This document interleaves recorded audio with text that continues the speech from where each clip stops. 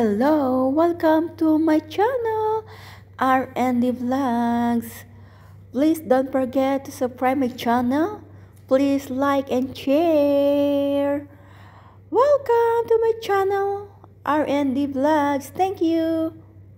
Thank you very much.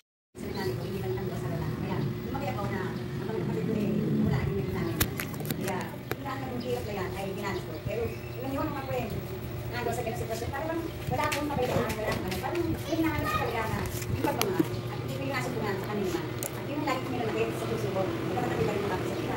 Lagi ako sa orin noon, di ba ako Kristiyano noon, lagi ako nananalangin, eh yung nasa mga, di ko alam yung mga ganyang prayer, ang alam ko yung Our Father o Manami, di ba? Yung mga dinadasal natin, na paulit-ulit, hindi naman mali, hindi mali. Pero nakita ko, mga pinag-Kristiyano, naging isang lingkod na pagkaon na totoo na ang natutulog talaga, nakikita ko, paano tayo nag-pray, kung tayo talaga ay makakilala sa Pilipinas.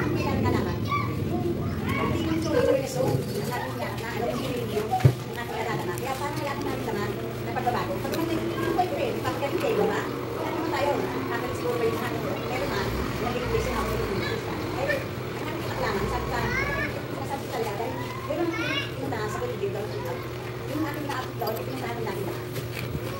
At kasi ang lagi lahat talaga ang ginagawa natin. Pero hindi naman nasama, hindi masama ang hindi. Pero ang hilaan natin ako na, ang ninyo, ay hindi natin ang sabi sa John Butler, na libang pagdating nyo at manampalataya tayo ay at sa aming Panginoon sa Kristo ay kailangan ang lagay ng Panginoon. Kaya sabi sa John 15, kaya kailangan ang pagdating niya sa mga kita, kaya ibigay niya kanya gusto na natin upang sino man mananampalataya ng mga makakaka. At anong mangyayari? Hindi magkakaroon ng buhay na walang hanggan. Hindi pa natin ang ating Panginoon. Kaya na, sa bawat isa sa atin, pinag-nais kong iba sa inyo na isangay ng Panginoon. Sabi natin, kaya paano natin mabalisahan? Marami ko rin sana, alam mo na nanay, natin yung mabalisahan dito ba? Marami tayong mabalisahan. At hindi natin malaman po, kaya hindi pa natin yung pasukan, iniisip na natin ngayon, balisahan tayo. Kaya sabi doon, ano ba magagawa ng kabalisahan natin? Kung pwede natin pangalaman ng buhay natin.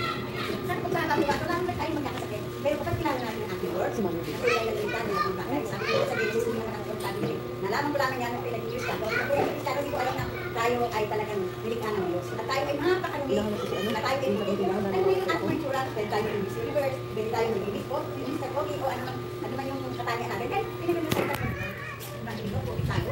Kaya sabi ni Isaiah, tayo, hindi na tayo, pinaganda naman ito, pero hindi pasahan pa rin tayo sa harapan ng Diyos. Dahil sabi sa Isaiah, ang inyong pagsambat, pagpupuri sa akin, ay isang marubing basahan lamang sa akin. Kung natin natin, ano ba ang natin sa basahan?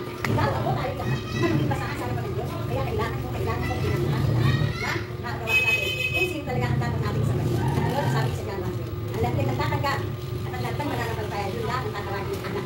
Hindi sabing bigay hindi sabing pagkatulog, hindi sinasabing ano bang reliyon ang meron tayo, hindi tayo mapapapasok doon sa kami at Panginoon kung hindi natin tatanggapin si Jesus bilang Diyos at tayo magiging. Kaya po na Panginoon, maraming salamat sa inyong lahat. Nawa ay ito ay ito mga puso sa inyong isipan. At naway hanapin natin yung nawawala. Ano po ba ang nawawala sa atin?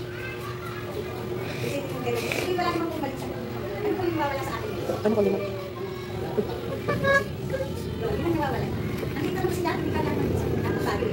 Wala naman sila, hindi ka lang sa langit na lupa, kasama ng mga ang lupa, ang langit, may dagat, yung dagat, may isda, kailangan natin na hindi natin hinihirap doon. Pero nababalik sa tayo. Kasi first year, anniversary na good food. Kaya, parang may edad na na ang hindi na naikot na, hindi na tuwid. Pagka may edad na. Pero walang problema doon. Ang importante, makamit tayo ng salita ng Diyos. Importante, may buhay tayo, kaloob ng Panginoon. Importante, may lakas pa tayo. Sabi na habang may buhay, may pag-asa. Huwag tayo mawawala ng pag-asa. Habang tayo nabubuhay, pwede tayo maging iba ang ating lalo na. Yung isawan doon, no? Nakaabot ano. Sinay. So God be the glory. Hallelujah.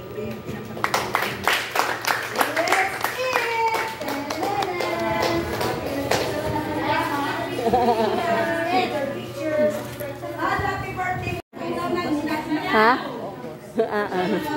Hindi, dati kasi, nung nag-anniversary kami, merong sinabay kasi dito ang ano.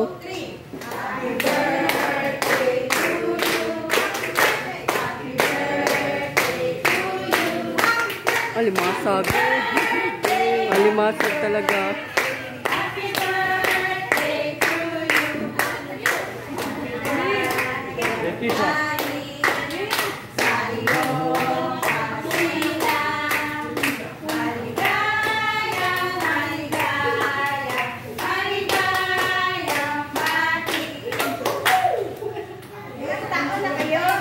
Yes.